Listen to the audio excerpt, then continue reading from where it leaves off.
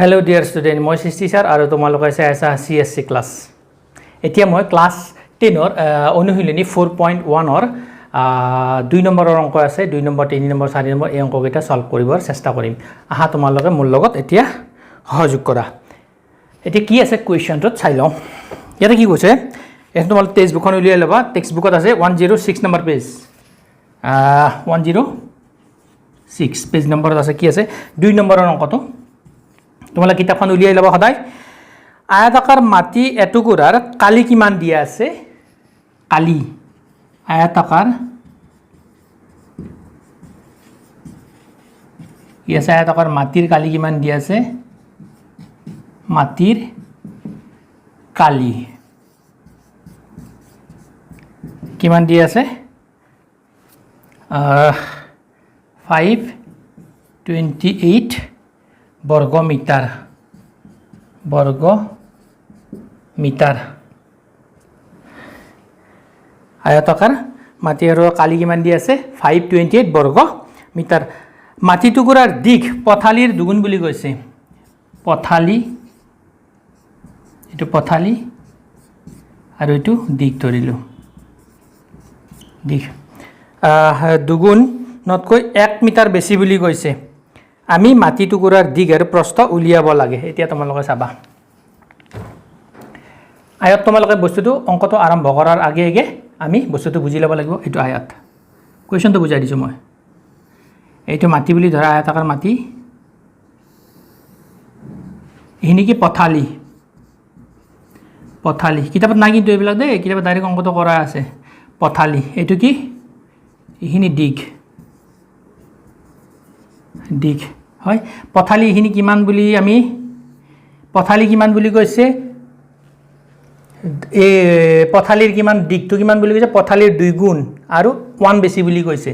Suppose এইটো যদি x হয়, পথালি যদি কি হয় আমাৰ কি হয়?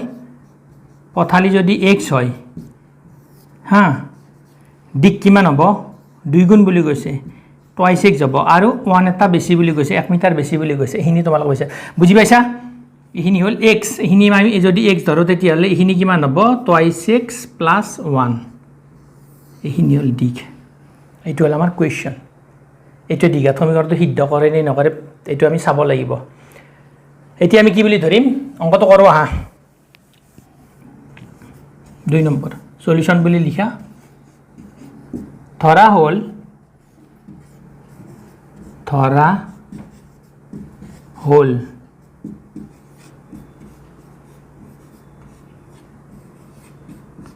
আয়তাকাৰ মাটি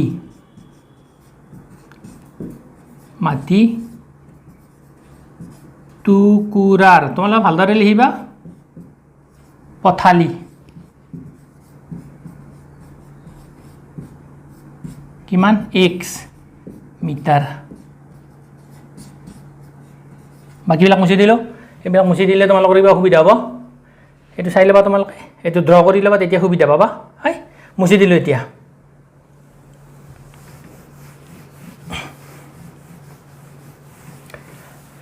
আয়তাকাৰ আৰু নেক্সট আয়তাকাৰ মাটি টুকুৰাৰ দিশ কিমান বুলি কৈছে? 2 গুণ আৰু 1 মিটাৰ বেছি। ইমান মিটাৰ বেছি। কালি কিমান বুলি কৈছে? কালি কৈছে 528 বৰ্গ মিটাৰ বুলি কৈছে। কালি মানে কি তোমালোকে জানা? এইটো যদি দিশ, এইটো পথালি যদি হয় b হয় আৰু দিশ যদি কি হয় l হয়, তেতিয়াহ'লে কি হ'ব আমাৰ হেৰি কি হ'ব? কালি কি হ'ব? এইটো হ'ব দিশ পূৰণ প্ৰস্থ হয়। তাৰমানে দিশ পূৰণ প্ৰস্থ কিমান আছে? 528 বৰ্গ মিটাৰ। এইটো ইয়াতে আমি লিখিম প্ৰশ্নমতে, বহুত ইজি। প্ৰশ্নমতে কি লিখিম আমি? তোমালোকে চাবা এতিয়া মাটি টুকুৰা বুলি লিখো দিয়া। মাটি টুকুৰাৰ আয়তাকাৰ, তোমালোকে পৰীক্ষাত লিখিবা আয়তাকাৰ মাটি টুকুৰাৰ কালি মাটি টুকুৰাৰ কালি কিমান 528 বৰ্গ মিটাৰ এইখিনি তোমালোকে বুজি পাইছা মাটি টুকুৰাৰ কালি কিমান আছে দিয়া আছে 500 সৰি মাটি টুকুৰাৰ কালি এতিয়া কি হ'ব আমাৰ দিগ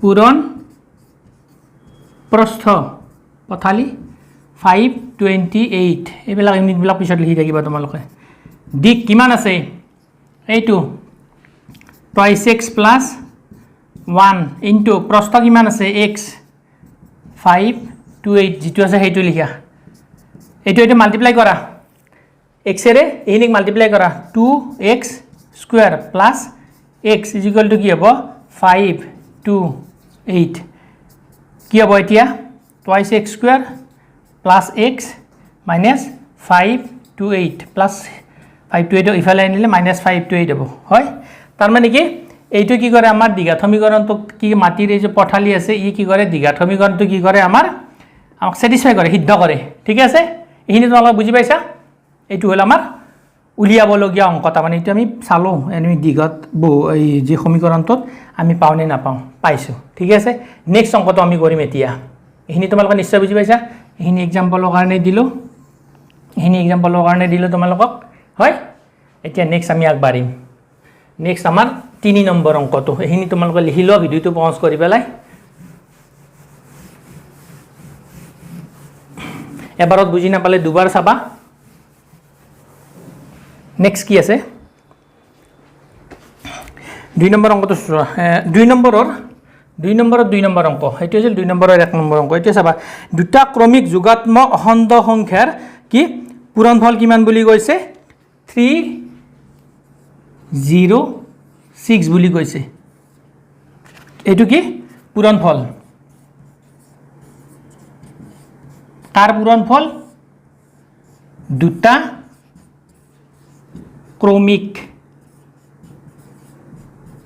ক্ৰমিক কি যোগাত্মক অখণ্ড সংখ্যাৰ যোগাত্মক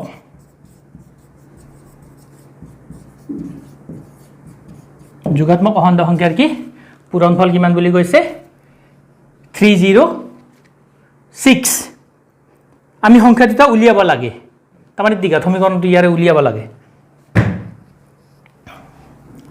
এতিয়া লিখা সলিউশন বুলি লিখিছো আমি ধৰা হল লিখা ইয়াতে ক্ৰমিক যোগাত্মক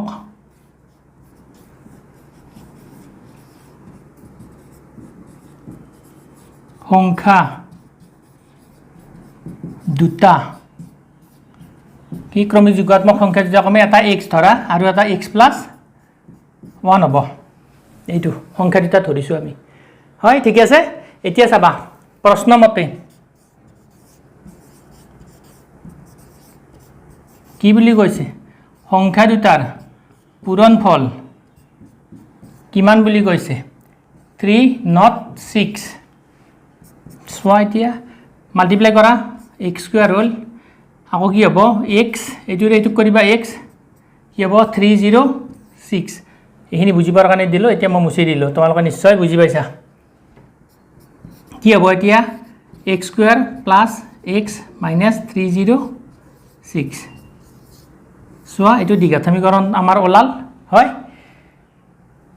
তাৰ মানে কি এইটো ক্ৰমিক সংখ্যা যে আছে x আৰু x plus 1 কি কৰিছে আমাৰ দ্বিঘাত সমীকৰণটো কি কৰিছে সিদ্ধ কৰিছে এইটো তাৰ মানে হয় দ্বিঘাত সমীকৰণৰ থাছত তাৰ মানে উলিয়াই দিছে এইটো আমাৰ হৈ গল তোমালোকে লিখি লোৱা নেক্সট আমি ইয়াৰ পিছৰ অংকটো কৰিম এইখিনি তোমালোকে লিখা হৈছে দুটা ক্ৰমিক যোগাত্মক সংখ্যা দুটা এইটো ধৰিলো আমি ধৰি পেলাই পূৰণফল আছিল কন্ডিশনটো বহাই দি এইটো কৰিলো এইটো এনেকৈ মাল্টিপ্লাই কৰাত এইটো পালো এইটো ইফালে আনিলো এনেকৈ হৈ গল ঠিক আছে নেক্সটটো আমি কৰিম নেক্সট 3 নম্বৰ হ'ব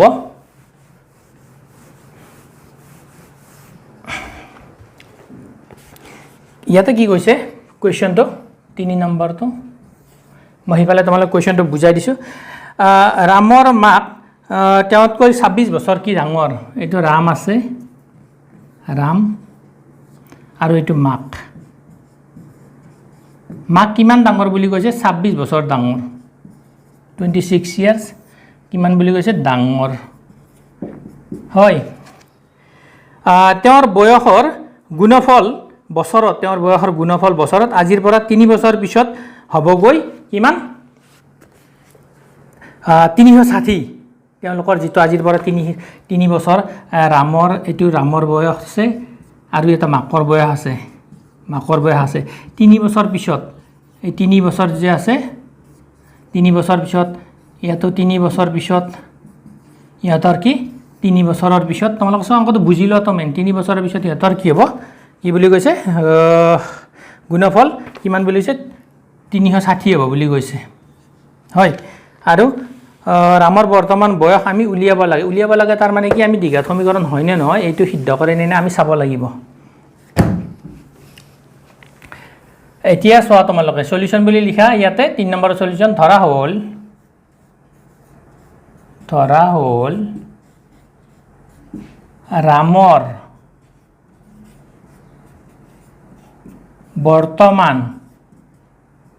বৰ্তমান কি বয়স x বছৰ ৰামৰ বৰ্তমান বয়স x বছৰ বেলেগ এটা কলমেৰে লিখি ৰবা তেতিয়া অলপ বস্তুটো স্পষ্ট হ'ব ৰামৰ মাকৰ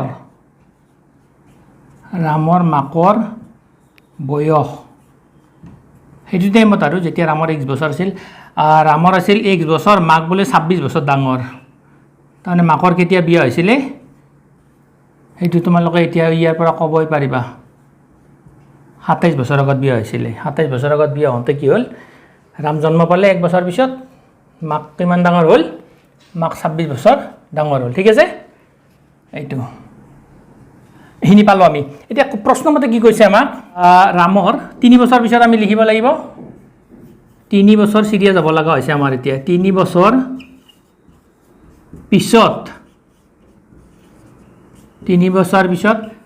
ৰামৰ বয়স কিমান হ'ব আছিল x বছৰ 3 বছৰ পিছত x প্লাস 3 বছৰ ইনি তোমালোকে জানা আকৌ চাবা 3 বছৰ পিছত মাকৰ বয়স তাৰমানে কাৰ মাকৰ বয়স ৰামৰ মাকৰ বয়স আছিল এইখিনি এইটো আছিল নহয় জানো এইটোৰ লগত আৰু 3 টো কি হৈ যাব প্লাস হৈ যাব ইমান বছৰ তাৰ মানে কি x plus 26 এৰ লগত 3 টো এড কৰি দিয়া 29 ইমান বছৰ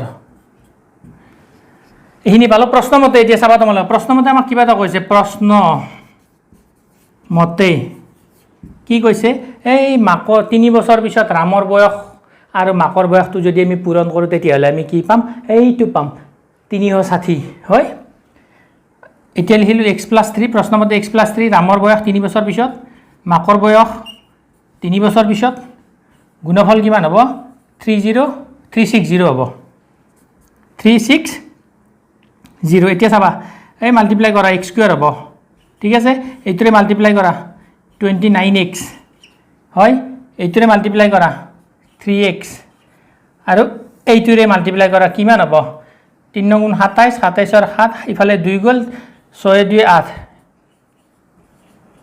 এহিনি ঠিক আছে এই কেডাল মুছি দিও পৰীক্ষাত নিদিবা বাৰে বাৰে কৈ আছো এটা বুজাৰ কাৰণে দিছো আৰু তোমালোক এতিয়া সৰু আছে নে এইবিলাক বুজি পাবা তেতিয়া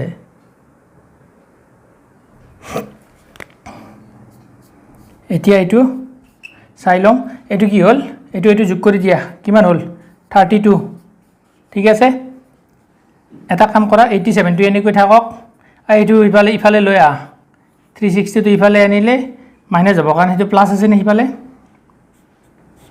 এতিয়া এটো 360 ৰ পৰা মাইনাস কৰি দিয়া ইফালে কবা 360 ৰ পৰা কি কৰিবা 87 টো মাইনাস কৰা 87 মাইনাস কৰিলে কি হল ইয়াতে 10 হল ইয়াতে 3 হল এখিনি পাইছা বুজি ইয়াতে কি থাকিল 5 থাকিল 15 হল 18 কি হল 15 হল এইটো হল এতিয়া x স্কয়াৰ প্লাস 32x তাৰপিছত কি থাকিল -273 = 0 এইটো তাৰমানে কি আমি এই দ্বিঘাত সমীকৰণৰ ঠাচত পালোঁ এইটো দুটা ঘাত আছে দ্বিঘাত সমীকৰণৰ ঠাচত পালোঁ তাৰমানে ৰামৰ যিটো বয়স আছে এই বয়সে কি কৰে ৰামৰ আৰু মায়াকৰ বয়সে কি কৰে এই আমাৰ এইটো সিদ্ধ কৰিছে তাৰমানে দ্বিঘাত সমীকৰণটো সিদ্ধ কৰিছে এতিয়া এটা কাম কৰি এতিয়া কৰিব লগা নাই আৰু আমাৰ আজি এইখিনিয়ে কৈ পেলাই তাৰমানে আমি সামৰণি মাৰিলোঁ তোমালোকে চাবা কিন্তু গোটেই অংকটো ধুনীয়াকৈ মই বুজাই দিছোঁ কিন্তু দেই তোমালোকে ধুনীয়াকৈ চাবা এনেকুৱা ৰামৰ যেহেতু বয়সটো দিয়া নাই ধৰি লৈছোঁ 1 বছৰ মাকৰ বয়স কিমান বুলি কৈছে ৰামৰ বয়সতকৈ কিমান ডাঙৰ বুলি কৈছে 26 বছৰ ডাঙৰ বুলি কৈছে মাক সেইকাৰণে 26টো যোগ কৰিছোঁ হয় ৰামৰ বয়স ধৰাচোন ৰামৰ বয়স হৈছে 10 বছৰ এজ ফৰ এক্সাম্পল ৰামৰ বয়স কিমান 10 বছৰ হৈছে বৰ্তমান ৰামৰ বয়স যদি মাক 26 বছৰ ডাঙৰ হয় তেতিয়াহ'লে 10ৰ লগত কি কৰি দিবা 26টো যোগ কৰি দিবা মাকৰ বয়স কিমান হ'ব 36 এইটোৱে এনেকুৱা ধৰণৰ তাৰমানে যেটো বয়সটো নাজানো আমি কি বুলি ধৰিছোঁ x বুলি ধৰিছোঁ তাৰপিছত চাবা 3 বছৰ পিছত সিহঁতৰ বয়স কিমান বুলি কৈছে 3 বছৰ পিছত মানে কি আজি যদি ৰামৰ বয়স 10 বছৰ হয় তেতিয়া 3 বছৰ পিছত কিমান হ'ব 13 বছৰ হ'ব হয় এইটো কন্ডিশনটো লিখি গৈছো আকৌ মাকৰ বয়স x প্লাস কিমান আছিল x প্লাস 26 আছিল ইয়াৰ লগত 3 এটা যোগ দিবা 3 বছৰ পিছত আকৌ কি বুলি কৈছে এইটো বয়স যে আছে এইটো বয়স হয়নে এইটো বয়সত আমি কি কৰিলো 3 বছৰটো যোগ দিলো এতিয়া কি বুলি কৈছে এই দুটা যে বয়স আছে 3 বছৰ এই দুটা বয়স যে আছে এই দুটাৰ পূৰণফল কিমান বুলি কৈছে 3 বছৰ পিছত মাকৰ বয়স আৰু 3 বছৰ পিছত ৰামৰ বয়সৰ পূৰণফল কিমান বুলি কৈছে এইটো বুলি কৈছে 360 বুলি কৈছে এইখিনি তোমালোক একদম সমাধা কৰি দিলে আমি দ্বিঘাত সমীকৰণ এটা পালো এইটো ৰামৰ বয়সটো কি কৰিছে সমীকৰণটো কি কৰিছে মানে সিদ্ধ কৰিছে ঠিক আছে আজি এইখিনি কল কৈ সামৰণি মাৰিলো